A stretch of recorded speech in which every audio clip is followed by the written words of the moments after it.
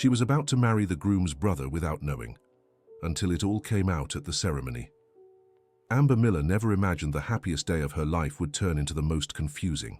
There she was, in her white dress and veil, about to say yes to the man she had loved for a year, when everything fell apart. It was the moment Father Michael asked if anyone objected to the union that a man came running through the estate garden, shouting desperately. Amber's heart stopped when she saw his face. It was identical to Tyler's, her groom standing beside her. "Stop!" yelled the breathless man. "I'm Tyler Johnson! This wedding can't happen!" Amber's legs trembled. The world seemed to spin around her. How could there be two Tylers? The man beside her, the one she had known for months, turned pale as a ghost.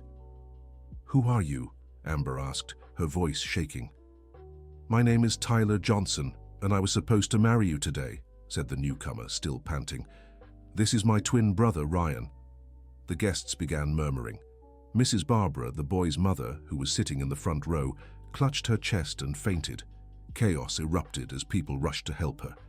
Ryan, the man Amber had known as Tyler, hung his head. Tears streamed down his face. "I can explain," he said, his voice breaking. "Explain!" Amber shouted. "You lied about who you were this whole time." Tyler, the real one, stepped closer to the altar. He had the same face, the same height, but there was something different in his eyes, a sadness Amber didn't recognize. "Amber, do you remember when we started talking on the app?" Tyler asked. "Do you remember our first messages?" Amber nodded, confused. Of course she remembered. Tyler had been sweet, funny, talking about his dreams of having a family and building a life in upstate New York. "I was traveling for work in Chicago at the time," Tyler continued. "My father had sent me to open a branch of the family business. Ryan was using my phone because his had broken." Ryan looked up, guilt written all over his face. "It was just supposed to be a joke," he said. "I saw her messages coming in and I replied to a few, but then I really fell for her." "You lied to me for an entire year." Amber couldn't believe what she was hearing. Dear listener, if you're enjoying the story, don't forget to like and subscribe to the channel. It really helps us newcomers out. Now, back to the story. "It wasn't like that," Ryan tried to explain. "I wanted to tell you, I tried so many times, but..." "But what?" Amber was furious. "You thought you could play with my feelings?" Jennifer, Amber's cousin, who worked at the county clerk's office, approached the group with a folder in hand. "Amber, I need to tell you something," Jennifer said nervously. "The marriage documents are under Tyler Johnson's name. If the groom is really Ryan, the wedding can't legally happen." The revelation hit like a bomb. Amber sank into a chair someone brought for her. Her mother, Mrs. Patricia, rushed to her side. "My dear, what kind of mess is this?" Mrs. Patricia asked, outraged. Tyler knelt in front of Amber. "I came as soon as I found out," he said. "My secretary called me this morning saying my mom was talking about my wedding. I didn't understand anything. I took the first flight from Chicago." "But how didn't you know?" Amber asked. "Ryan's always been really shy," Tyler explained. "When my mom said he was dating someone, I was happy for him. I never imagined he was using my name." Mr. Robert, the twins' father, approached the group. He was a 65-year-old man with graying hair and a weary expression. "I knew," he said softly. Everyone turned to look at him. "You knew?" asked Amber, incredulous. "I noticed a few months ago," explained Mr. Robert. "I saw that Ryan was different, happier. And when I saw the wedding invitations being prepared, I recognized that the name on them was Tyler's. But..." He took a deep breath. "Ryan has always lived in his brother's shadow." It was the first time I'd ever seen him truly happy. Ryan began to cry. "Dad, I didn't want to hurt anyone," he said. "I really fell in love with her. By the time I realized what had happened, it was already too late." "Too late?" Amber stood up. "You had a whole year to tell me the truth. I tried." Ryan pulled his phone from his pocket. "Look here." He showed her a folder full of unsent messages, dozens of them. Each one began with, "Amber, I need to tell you something important," or "There's something about me you should know." "Why didn't you ever send them?" Amber asked, moved. "Because I was afraid of losing you," Ryan replied. You were the first person who ever looked at me and saw someone special. Not my more successful brother, not the son who didn't measure up. Just me." Tyler looked at his brother with sadness. "Ryan, I never knew you felt this way." "How could you?" Ryan shot back. "You were always the perfect son. The one with the good grades, the one who got into the state university, the one who became a partner in Dad's company." The tension between the brothers was palpable. Years of resentment surfaced in that moment. "Both of you, stop this," shouted Mrs. Barbara, who had recovered from her faint. "Enough fighting in this family." She approached Amber. "My dear, I'm so sorry," Mrs. Barbara said, holding the bride's hands. "I've known about the mix-up for weeks, but I didn't say anything because I saw my sons closer than ever. I thought after the wedding we'd sort it all out as a family." "You knew too?" Amber couldn't believe it. "Mom," Tyler sighed, "how could you know and not tell me?" "You were so far away, son," Mrs. Barbara explained, "and Ryan was so happy. I didn't want to ruin that for him." Amber stepped away from everyone. She needed air. She walked to the back of the estate garden, where a wooden bench sat beneath an oak tree. Tears streamed down her face, smudging her makeup. How had she gotten here? How had she not realized she was living a lie? Ryan followed her. "Amber, please, let me explain properly," he begged. "Explain what, Ryan?" She couldn't even look at him. "That you lied about who you were from day one?" "Not from day one," he said, sitting beside her on the bench. "The first conversations on the app were really Tyler's. But then I started responding because I found you interesting."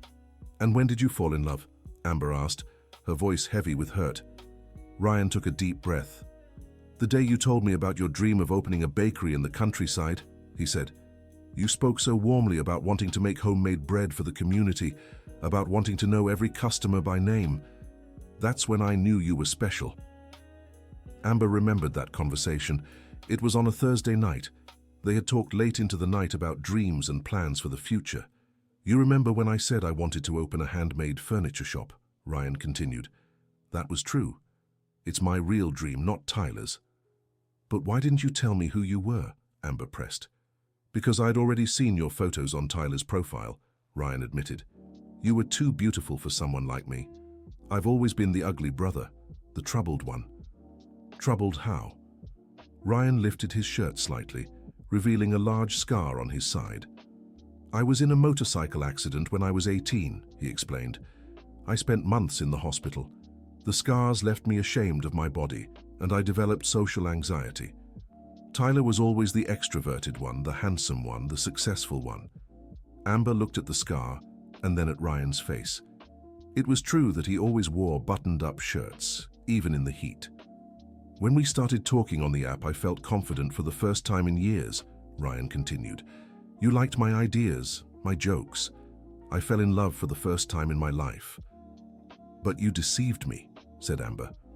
"All the photos I received were of Tyler." "At first, yes," Ryan admitted. "But later I started sending edited photos of myself. Do you remember the photo at the pizzeria? That was me. And the one at the park? That was me too." Amber remembered the photos. She had indeed noticed that Tyler looked slightly different in some, but she thought it was the angle or the lighting.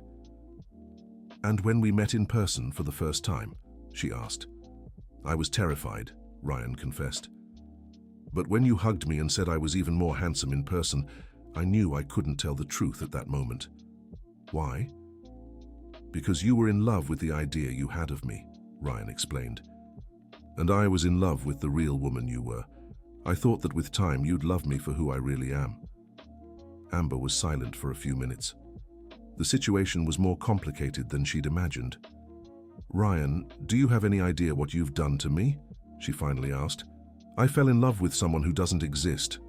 "I do exist," Ryan insisted. "All our conversations were real. My feelings were real. The moments we shared were real. But based on a lie." Ryan lowered his head. "I know I was wrong," he said. "But I truly love you, Amber. More than anything in life." At that moment, Tyler appeared in the estate garden. Amber, can I talk to you? He asked. Ryan stood up, resigned. I'll let you two talk, he said, walking back to the house. Tyler sat on the bench beside Amber. I want you to know that I also fell in love with you, he said. Amber looked at him, surprised. What do you mean? Through our early conversations, Tyler explained. When I got back from Chicago and Ryan told me he was dating you using my profile, I was furious. But then he showed me your messages. Tyler took his phone out of his pocket and showed screenshots of the conversations. Do you remember this talk about how we wanted to grow old together? He asked, showing the screen. Amber remembered. It had been a beautiful conversation about life plans, about how they wanted to raise children and grow old holding hands. That conversation was with me, said Tyler. I had just returned from my trip that day, and Ryan was telling me about you. I asked to see the messages and ended up replying to some. Both of you were talking to me. Amber didn't know whether to laugh or cry. At different times, Tyler explained. Ryan didn't know when I replied, and I didn't know when he replied. It was a total mess. This is insane, Amber murmured. I know, Tyler agreed. But what I want you to understand is that, even without ever meeting you in person, I fell in love with the amazing woman you are. Amber looked at Tyler. He had the same face as Ryan, but there was something different in his eyes, a determination Ryan didn't have. Tyler, this is all so confusing for me, she said. I understand, he replied, but I came here today not just to stop a marriage based on a lie. I came because I want a chance to get to know you for real. Dear listener, if you're enjoying the story, don't forget to like and especially subscribe to the channel. It helps us a lot as we're just starting out. Now continuing. At that moment, Melissa, Amber's sister, came running through the garden with her bridesmaid dress torn. Amber, she shouted, you need to come back. Things are getting ugly. The three women hurried back to where the guests were gathered. Mrs. Barbara and Mrs. Patricia were arguing heatedly. How could you let this happen? Mrs. Patricia yelled. My daughter was deceived. Ma'am, my sons are not criminals, Mrs. Barbara shot back. It was a misunderstanding. A misunderstanding? Mrs. Patricia was outraged. Your family made a fool of my daughter. Mr. Robert tried to calm the two women down while Ryan sat slumped in a chair. Enough, Amber shouted, getting everyone's attention. Stop this fighting. Everyone fell silent and turned to her. Mum, it's not Mrs. Barbara's fault, Amber said. And Mrs. Barbara, your sons did make mistakes. She took a deep breath before continuing. I need to understand what really happened. Ryan, can you show me when you started and stopped talking to me? Ryan took out his phone and opened his message history. He showed Amber the early conversations, which had Tyler's more direct and straightforward style. This is when I started replying, he said, pointing to a specific date. Tyler had just gotten back from his trip, and I still had his phone. Amber read the messages. There really was a shift in tone. They became shyer, more affectionate. And when did Tyler start talking to me again? She asked. Tyler showed his phone. Here, he said, pointing to another date. Ryan had told me about you and I got curious. When I saw your messages, I couldn't resist replying to a few. Amber studied the conversations. It was incredible how she'd been talking to both brothers without noticing the difference. You two write very differently, she observed. What do you mean? Ryan asked. Ryan, you're more romantic, more emotional. Tyler, you're more practical, more direct, Amber explained. I thought it was just different moods. Jennifer approached the group. Amber, we need to sort out the legal issue, she said. The wedding can't happen today with the wrong paperwork. I know, Amber replied, but first, I need to understand one thing. She turned to Ryan. You said you love me, but how can I trust someone who lied to me for a year? Ryan stood up. You're right not to trust me, he said, but I can prove my feelings are real. He ran to the car and returned with a large box. What's this? Amber asked. Ryan opened the box. Inside were dozens of handwritten letters, printed photos of their time together, movie tickets, dried petals from flowers he'd given her. I kept everything, he said, his voice breaking. Every special moment we shared. And I wrote you letters every week. telling you how I felt." Amber picked up one of the letters and read it.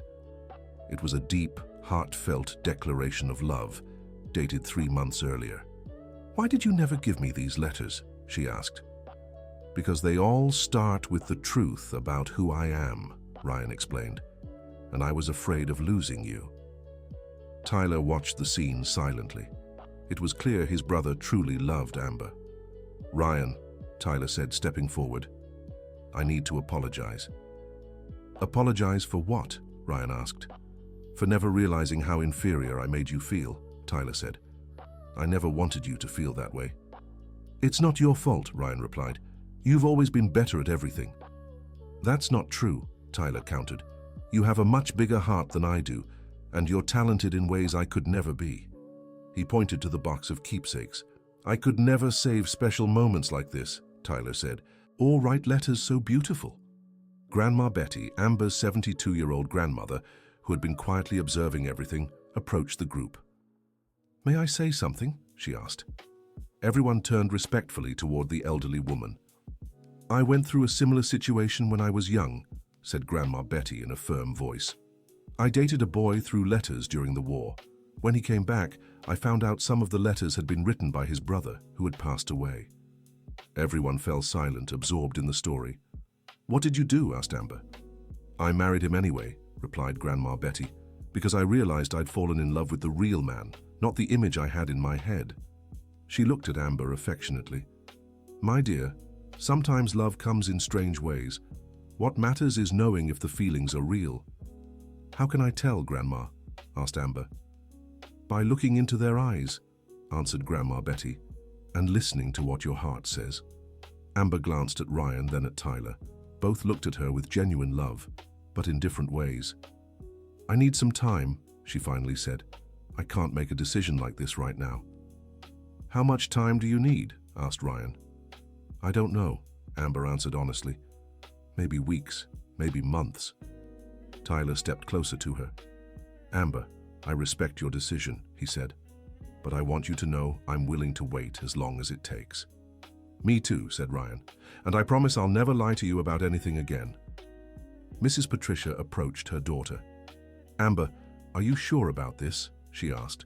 "Wouldn't it be easier to forget these two and start fresh with someone else?" "No, Mom," replied Amber. "I fell in love, and now I need to figure out who I truly fell for." Mr. Robert walked up to his sons. "You two will behave during this time," he said sternly. "No competition or jealousy. Let Amber decide in peace." "Yes, Dad," they answered in unison. Jennifer approached Amber. "What should I do with the wedding paperwork?" she asked. "Cancel everything for now," replied Amber. "When I decide what to do, we'll handle the paperwork." The guests began to disperse. Some whispered about the unusual situation, while others showed support for the family. Father Michael approached Amber. "My child, you've made a wise decision," he said. "Marriage is a sacred sacrament that should be based on truth and genuine love." "Thank you, Father," replied Amber. "Can you reschedule the church for when I decide?" "Of course," said the priest. "And if you need to talk, I'm always available." Melissa hugged her sister. "You'll be okay," she said, "no matter what you decide." "Thanks, Melissa," answered Amber. "Can you help me take off this dress? I need to breathe." The two sisters walked into the estate garden. Amber glanced back one last time and saw Ryan and Tyler talking for the first time in years without arguing. Maybe in the end, something good could come from this mess. In the days that followed, Amber stayed at her Aunt Margaret's house in a nearby town. She needed space to think, away from the pressure of her family and the brothers. Ryan called every day, always respectful, asking how she was. Tyler sent written messages, sharing about his day and reaffirming that he was waiting. A week after the wedding that didn't happen, Amber decided to return home. She needed to sort out her life. When she arrived, she found a letter under the door. It was from Ryan. "Amber, I know you asked for time and I'm respecting that, but I want you to know I don't go a day without thinking about you. I've started therapy to work on my low self-esteem and anxiety issues. I want to be the best version of myself no matter what you decide. I love you. Ryan." The next day, Amber received a letter from Tyler. Amber, I'm returning to Chicago to take care of the family business. I realized I've always run from responsibilities, leaving everything to my dad and my brother. I want to change that. If you decide to give me a chance, I promise to be the man you deserve. With love, Tyler. Amber realized the situation had changed both brothers. Ryan was finally addressing his emotional struggles, and Tyler was stepping up to his responsibilities. 2 weeks later, she got a call from Mrs. Barbara. "Amber, sweetheart, can you come over to the house?" and she asked. "There's something I need to show you." Amber went to the Johnson family home, an old building in the center of town. Mrs. Barbara greeted her with a warm hug. "How are you, dear?" she asked. "Still confused," Amber answered honestly. "That's normal," said Mrs. Barbara. "Come, I want to show you something." She led Amber to a room that looked like a study. The walls were covered with photos of her 2 sons at various ages. "Let me tell you the story of my boys," said Mrs. Barbara, pointing to a photo where the twins appeared to be about 10 years old. "They were born 15 minutes apart," she continued. "Tyler came first, Ryan after, and that 15-minute difference marked their lives forever." Amber studied the photos. In many of them, Tyler appeared smiling confidently, while Ryan stood further back, shy. "Tyler was always more outgoing," Mrs. Barbara explained. "He spoke first, walked first, did better in school. Ryan was always more sensitive, more artistic." She pointed to framed drawings on the wall. "These are Ryan's," she said. "He has an incredible talent for art, but he always felt inferior to his brother." Amber looked at the drawings. They were truly impressive. "When Ryan had his motorcycle accident," Mrs. Barbara continued, "he became even more withdrawn. The scars made him ashamed of his own body." "Why did the accident happen?" Amber asked. Mrs. Barbara sighed. "He was running away from home," she confessed. "He'd fought with his father because he wanted to study art, but Robert wanted him to study business like Tyler." Amber began to understand the family dynamics better. "Ryan always felt pressured to be like Tyler," Mrs. Barbara went on, "and Tyler always felt pressured to be perfect so he wouldn't disappoint anyone." "Where is Ryan now?" Amber asked. "In his workshop," Mrs. Barbara replied. "He set up a space in the back of the house where he makes handmade furniture. It's what he always wanted to do." "Can I see it?" Mrs. Barbara took her to the back of the house. There was a renovated shed where Ryan worked with wood. The place was full of beautiful handmade furniture. Ryan was there, focused on sanding a table. When he saw Amber, he turned red. "Hi," he said shyly. "Hi," Amber replied. "Did you make all this furniture?" "Yeah," Ryan said proudly. "It's what I do when I'm not at my dad's store." Amber examined his work. He was truly talented. "They're beautiful," she said sincerely. "Thanks," Ryan answered. "Want to see something?" He led her to a corner of the workshop where a bookshelf was under construction. "I'm making this for you," he said. "Remember when you mentioned wanting a shelf for your bakery's recipe books?" Amber remembered the conversation. It had been one of their first talks about future dreams. "Ryan, you remembered that detail after all this time?"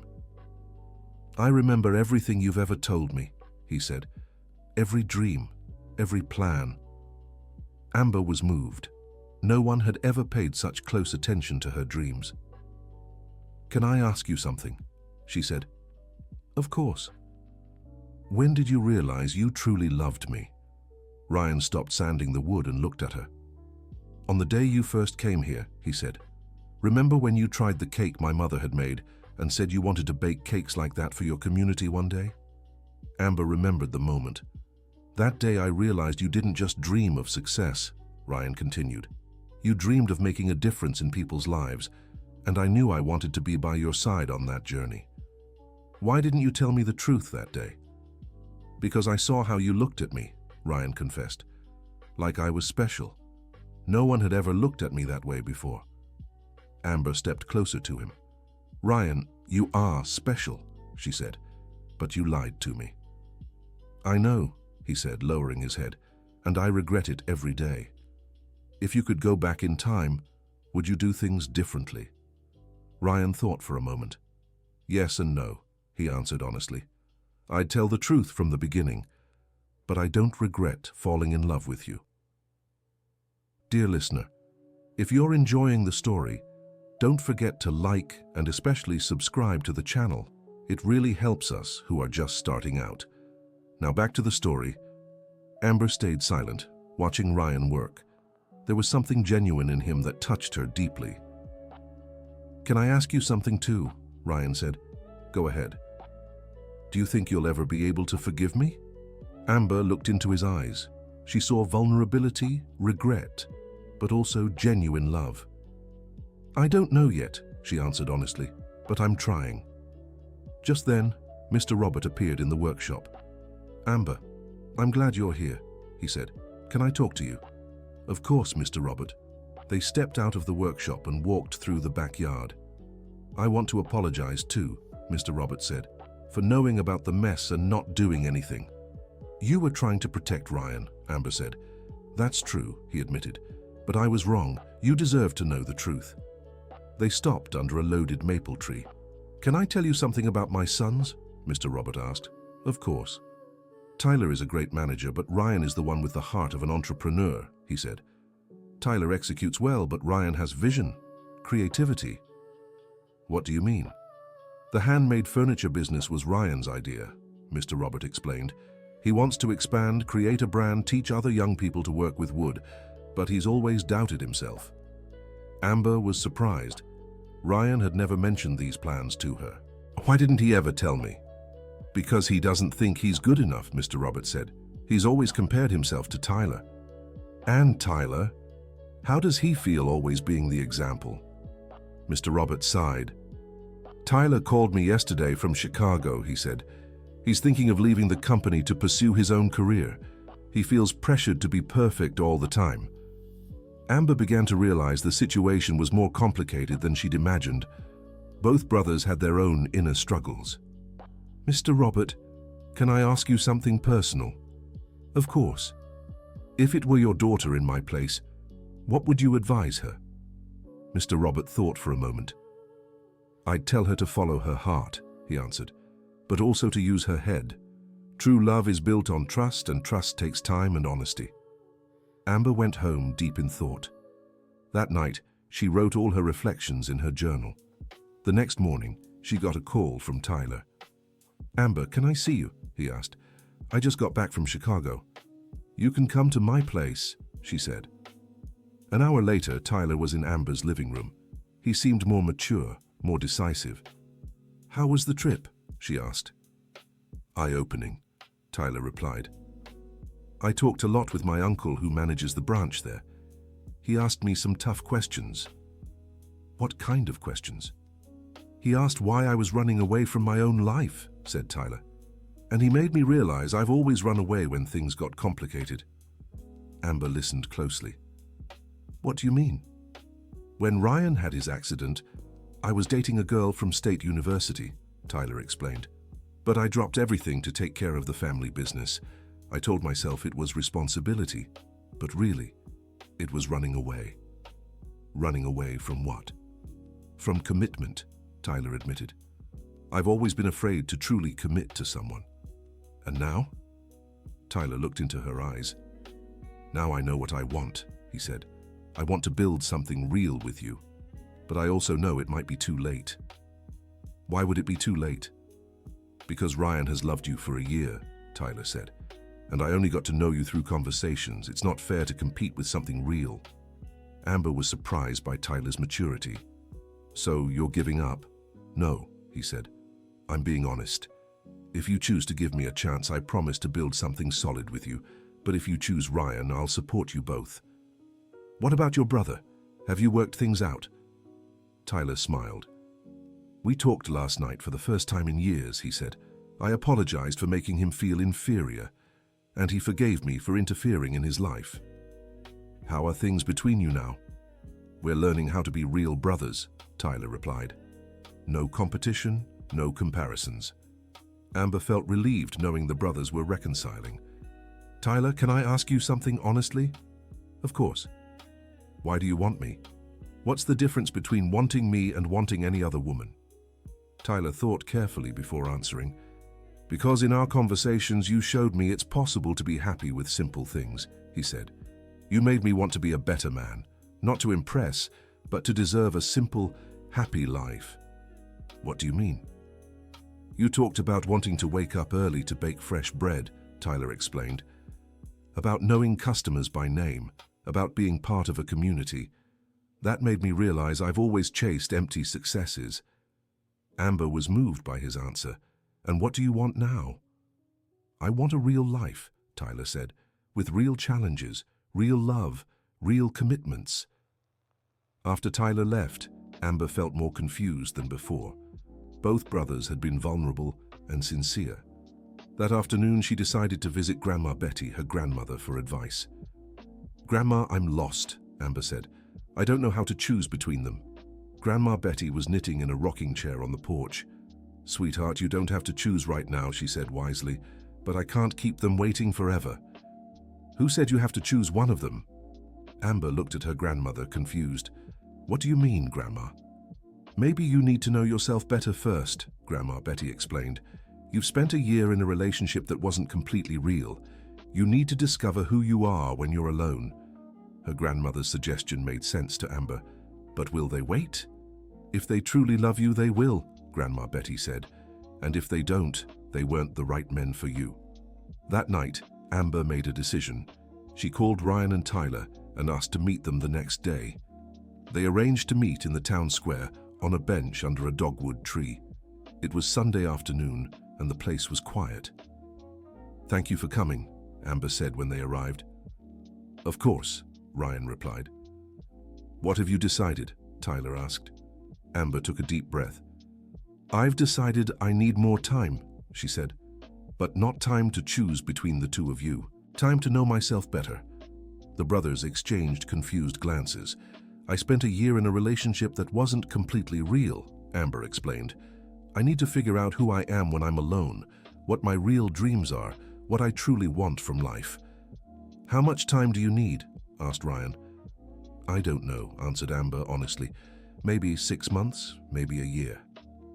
And after that time? Asked Tyler. After that time, if you still want to, we can talk about building something real, said Amber. But for now, I need to focus on myself. Ryan lowered his head, sad. Are you dismissing us? No, said Amber. I'm asking for us to be friends first. I want to know you as people, not as suitors. Tyler nodded, understanding. That makes sense, he said. You need to heal from the confusion we created. Exactly, Amber confirmed. And you two need to work through your issues between yourselves too. The three of them fell silent for a few minutes, watching the children play in the square. So we're friends now? Asked Ryan shyly. We are, said Amber, smiling. But real friends, no hidden agendas, no expectations. I accept, said Tyler. Me too, said Ryan. And so began a new chapter in their lives. Amber enrolled in a baking course and started working part-time at a local bakery to learn the trade. Ryan expanded his workshop and began selling handmade furniture online. He also continued therapy and gradually gained confidence in himself. Tyler took full charge of the Chicago branch and started implementing innovative ideas in the family business. The three of them met occasionally to talk, always in a group, always as friends. 3 months after Amber's decision, she received an unexpected call. It was from a company in New York interested in funding her idea for a community bakery. How did they hear about my project? She asked the secretary who called.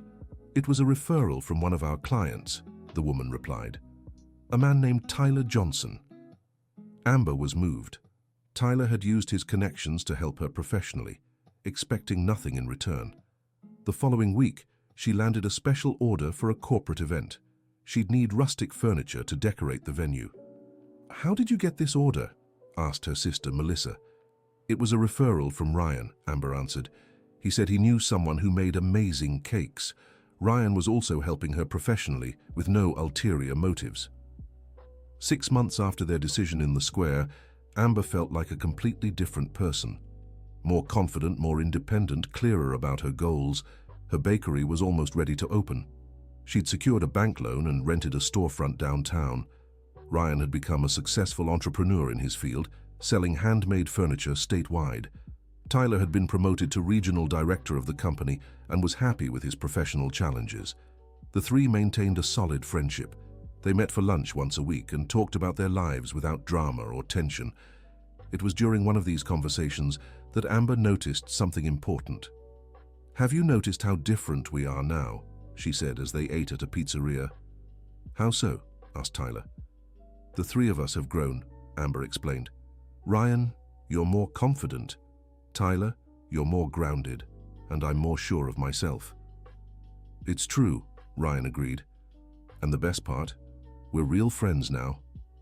"I think the whole wedding mess was the best thing that happened to us," said Tyler. "It forced us to grow." Amber smiled. It was true. The chaotic situation had brought growth to all of them. "Can I say something?" Ryan said, more serious. "Of course," Tyler and Amber replied. "I still love you, Amber," said Ryan. "But it's a different kind of love now, more mature, more respectful." "Me too," said Tyler. "I'm still interested in you, but now I respect you as a person first." Amber looked at the two men. She cared for them both, but in different ways. "And I still need time," she said.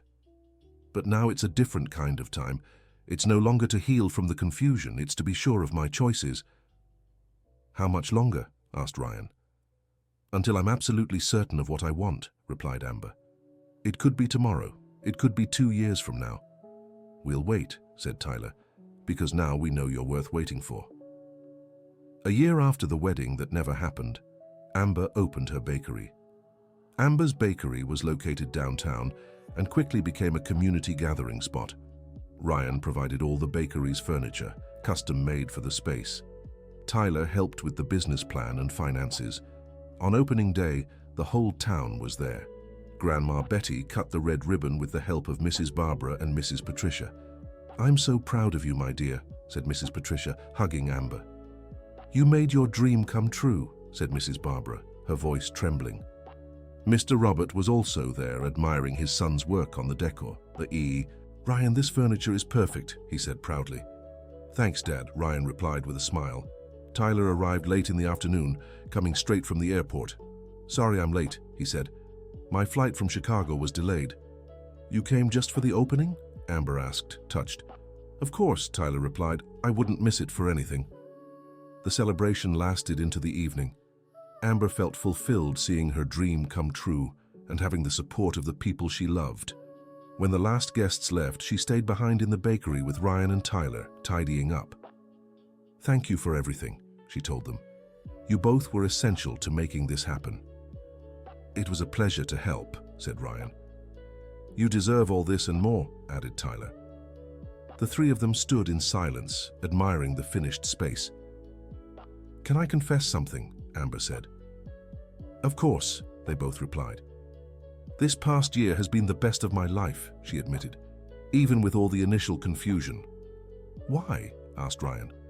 "Because I discovered who I really am," Amber explained, "and I realized I can count on you both as true friends." "That's more valuable than any romance," said Tyler.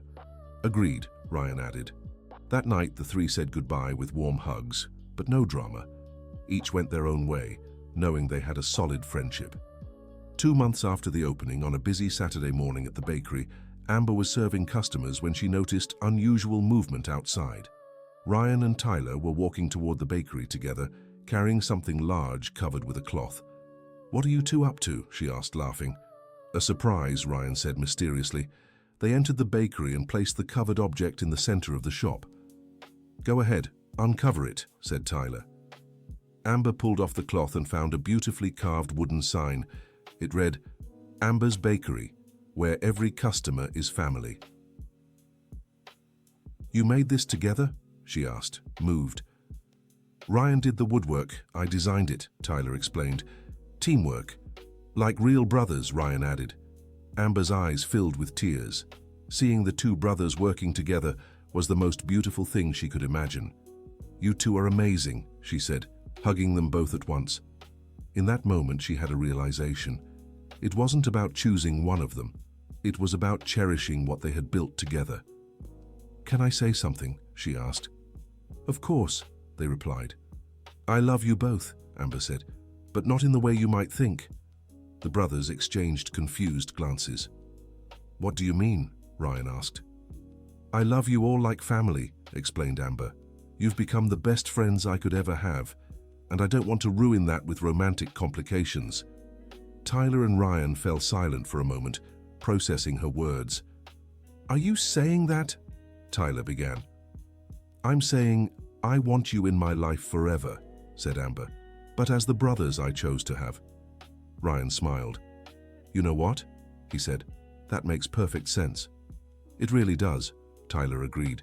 What we have now is something very special. So you're not upset? Asked Amber. How could we be, said Ryan. You've given us something we never had, a sister. And helped us become real brothers, Tyler added. The three hugged again, this time with the certainty that they had found something rare, a family chosen out of love, not obligation. 6 months later, in the crowded bakery on a Sunday morning, Amber greeted customers with a radiant smile when she saw a stranger walk in. He had dark hair, was around 30, and wore a shirt from the local moving company. Good morning, he said politely. I'm here to pick up an order for the Williams family. Of course, replied Amber, grabbing the package. Are you new in town? I am, he said, smiling. My name's Brandon. I just moved from Denver to take care of my father, who fell ill. I'm sorry to hear about your father, said Amber, genuinely concerned. Thank you, Brandon replied. He's getting better, and I'm liking the town, especially this bakery. Amber smiled. There was something genuine about this man that drew her in. Is this your first time here? Yes, but it won't be the last, said Brandon. These are the best bread rolls I've ever tasted. When Brandon left, Melissa, who worked at the bakery on weekends, sidled up to her sister. He's handsome, she teased. Melissa, said Amber, feigning indignation. What? Laughed Melissa. You're single, he seems nice. What's the problem? Amber thought about her sister's question. What was the problem? For the first time in 2 years, she felt ready to meet someone new. Brandon returned to the bakery the next week, and the week after that. Always polite, always friendly, but never pushy. On the third week, he came in late afternoon when things were quieter. Hi, Amber, he said. How was your day? Busy, but good, she replied. And you? How's your father? Much better, thanks for asking, said Brandon. Actually, I wanted to ask you something. Amber's heart sped up. What is it? There's a county fair in my neighborhood, Brandon explained. I thought maybe you'd like to go with me. If you want, of course, no pressure. Amber smiled. It had been so long since she'd felt this nervous. I'd love to, she answered.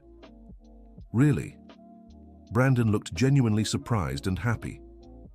Really, Amber confirmed. They made plans for the following Saturday.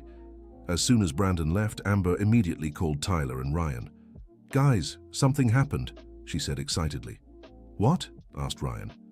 I got asked out on a date, Amber shared. That's great, said Tyler. Tell us everything. Amber told them about Brandon and the invitation to the county fair. He seems nice, said Ryan, and you deserve to be happy. We want to meet him, Tyler added. When are you introducing him to the family? Amber laughed. It was funny how Tyler and Ryan had truly become her protective brothers. Slow down, guys, she said. It's just a first date. On the day of the county fair, Brandon picked Amber up at home. He looked sharp but not overdone, dressed just right for a neighborhood event. You look beautiful, he said, as Amber appeared at the door in a floral dress. Thank you, she replied, blushing. The fair was lively when they arrived. There were booths with traditional foods, square dancing, and plenty of country music. Brandon turned out to be a great companion, fun but respectful. Do you dance? He asked when a slower song started. I do, Amber replied. They danced to a few songs. Brandon was a good dancer, and Amber felt comfortable in his arms. Can I ask you something? Brandon said as they swayed. Sure. Why is a beautiful, successful woman like you single? Amber laughed. It's a long story. I've got time, Brandon replied, smiling. As they talked, Amber briefly shared the wedding mix-up and how she'd decided to focus on her career and personal growth. Wow, Brandon said. That's quite a story. You think it was crazy? Amber asked. I think it was wise, Brandon answered. You chose to know yourself instead of living a lie. His response pleasantly surprised her. And you? She asked. Why are you single? I ended a 5-year relationship last year, Brandon explained. I realized I was with the wrong person for the wrong reasons. How so? I was with her because it was what people expected of me, he said. My parents liked her. She was the marrying type, but I wasn't happy. Amber related to his story.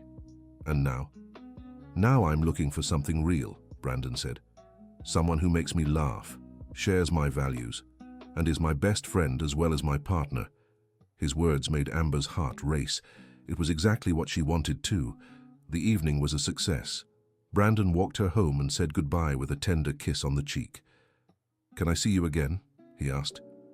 You can, Amber replied, smiling. In the months that followed, Amber and Brandon got to know each other better.